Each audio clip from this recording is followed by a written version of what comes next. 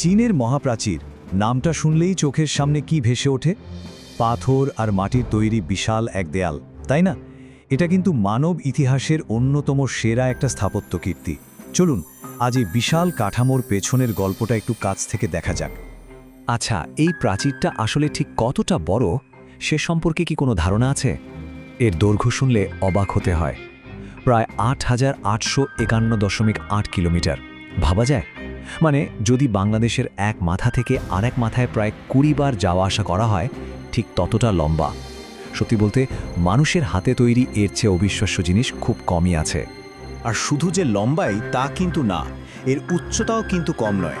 দেয়ালটা গড়ে প্রায় ৫ থেকে ৮ মিটার উঁচু, মানে মোটামুটি একটা দোতলা বা তিনতলা বাড়ির সমান উঁচু। বুঝতেই পারছেন এটাকে টপকে ভেতরে ঢোকাটা কতটা কঠিন ছিল। এটাই তো একে একটা দুর্ভেদ্য প্রতিরক্ষা ব্যবস্থা করে তুলেছিল। তো এই মহাপ্রাচীর বলতে আমরা আসলে কি বুঝি? অনেকেই ভাবেন এটা বুঝি একটাই লম্বা দেয়াল, কিন্তু ব্যাপারটা মোটেও তেমন নয়। এটা আসলে অনেকগুলো দেয়ালের একটা সিরিজ, একটা বিশাল প্রতিরক্ষা ব্যবস্থা যা তৈরি হয়েছে পাথর, মাটি, কাঠ আর পোড়াইট দিয়ে। মজার ব্যাপার হলো এক এক যুগে আর এক এক এলাকায় এটা বানানোর কৌশলও ছিল একদম আলাদা। তবে হ্যাঁ, মূল উদ্দেশ্য সবসময় একটাই ছিল, চীনের উত্তর দিকের সীমান্তকে বাইরের আক্রমণ থেকে বাঁচানো। আচ্ছা, এই যে এত বড় একটা প্রাচীর, এটা বানালো কারা? আর কেনই বা তাদের এত কষ্ট করে এটা বানাতে হলো? এই প্রশ্নগুলোর উত্তর জানতে হলে আমাদের একটু ইতিহাসের দিকে তাকাতে হবে। এর প্রধান কারণটা খুব সহজ, প্রতিরক্ষা। একদম সোজাসাপটা ডিফেন্স। তখন উত্তর দিক থেকে যাযাবর উপজাতিরা, মানে যারা এক জায়গা থেকে আরেক জায়গায় ঘুরে বেড়াতো আর লুটতরাজ করত, তারা প্রায় চীনে হামলা চালাতো। বিশেষ করে শিয়ংনু নামে একটা দুর্ধর্ষ গোষ্ঠী ছিল। তাদের আক্রমণ থেকে বিশাল সাম্রাজ্যকে বাঁচানোর জন্যই এই দেওয়ালটা ছিল প্রথম এবং সবচেয়ে বড় ভরসা। তবে ভাবলে ভুল হবে যে এই দেয়ালটা একবারে তৈরি হয়েছে। একদমই না, এটা বানাতে লেগেছে শতাব্দীর পর শতাব্দী। একেবারে খ্রিস্টপূর্ব ৫ম শতকে এর কাজ শুরু হয়েছিল। তখন কিন্তু পাথর বা ইট তেমন ব্যবহার হতো না। তখন দেয়াল বানানো হতো মূলত মাটি আর কাঠ দিয়ে, যেটাকে বলে র্যামড আর্থ টেকনিক। মানে স্তরে স্তরে মাটি ফেলে পিটিয়ে শক্ত করে দেয়াল তোলা হতো। এর অনেক পরে সম্রাট কিন শি হুয়াং এসে এই ছোট ছোট আলাদা দেয়ালগুলোকে প্রথমবার জোড়া লাগিয়ে একটা বিশাল রূপ দেন। কিন্তু এখানে একটা দারুণ ব্যাপার আছে। আমরা এখন মহাপ্রাচীরের যে ছবিগুলো দেখি, মানে ওই যে পাথরের পর পাথর সাজানো আইকনিক দেয়ালটা, তার প্রায় সবটুকুই কিন্তু মিং রাজবংশের তৈরি। তারাই প্রথম পোড়ানো ইট আর বিশাল বিশাল পাথরের ব্লক ব্যবহার শুরু করে। আর এই উন্নত প্রযুক্তির কারণেই তাদের বানানো অংশগুলো এত মজবুত আর টেকসই হয়েছে। এর আগের দেয়ালগুলো কিন্তু বেশিরভাগই ছিল মাটির তৈরি।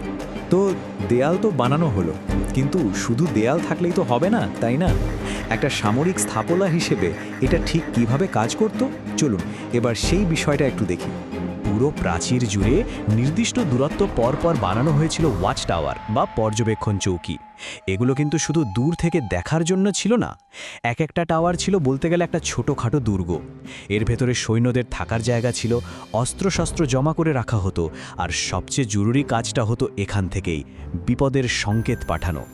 আর এই সংকেত পাঠানোর পদ্ধতিটাও ছিল অসাধারণ। ভাবুন একবার, কোনো টেলিফোন নেই, ইন্টারনেট নেই, কিচ্ছু নেই। তখন তারা কি করত? এক টাওয়ারের প্রহরীরা শত্রু দেখতে পেলেই ধোঁয়া জ্বালিয়ে দিত। সেই ধোঁয়া দেখে পরের টাওয়ারের প্রহরীরা সতর্ক হতো এবং তারাও ধোঁয়া জ্বালাতো। এভাবে একটার পর একটা টাওয়ারের সংকেত চলে যেত, অনেকটা রিলে রেসের মতো। আর চোখের পলকে শত শত কিলোমিটার দূরে রাজধানীতে খবর পৌঁছে যেত। সেই সময়ের জন্য এটা ছিল একটা অবিশ্বাস্য রকমের দ্রুত যোগাযোগ ব্যবস্থা। তো এত গেল ইতিহাসের কথা, কিন্তু হাজার হাজার বছর পেরিয়ে আজকের দিনে এই মহাপ্রাচীর ঠিক কী অবস্থায় আছে? চলুন এবার সেই দিকটা দেখি। দেখুন সময় কিভাবে সবকিছু বদলে দেয়। যে দেয়ালটা একসময় বানানো হয়েছিল মানুষকে দূরে রাখার জন্য, একটা সামরিক দুর্গ হিসেবে, আজ সেটাই হয়ে উঠেছে সারা বিশ্বের মানুষের আকর্ষণের কেন্দ্র।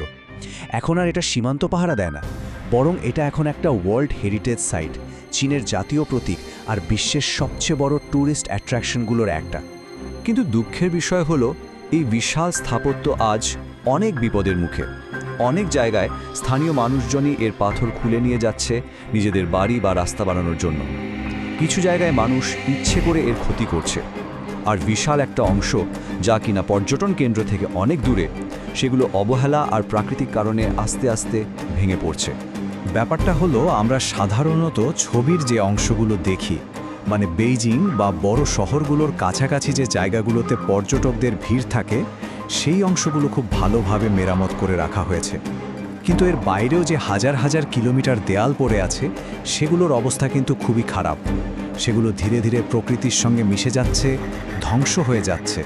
আর এটাই আমাদের একটা বড় প্রশ্নের সামনে এনে দাঁড় করায় যে স্থাপত্যটা হাজার হাজার কিলোমিটার জুড়ে ছড়িয়ে আছে, তাকে রক্ষা করার উপায়টা কি? এটা তো শুধু একটা দেশের সম্পদ নয়, এটা পুরো মানব ইতিহাসের একটা অংশ। এই বিশাল ঐতিহ্যকে ভবিষ্যতের জন্য টিকিয়ে রাখাটা আসলেই একটা বিরাট চ্যালেঞ্জ।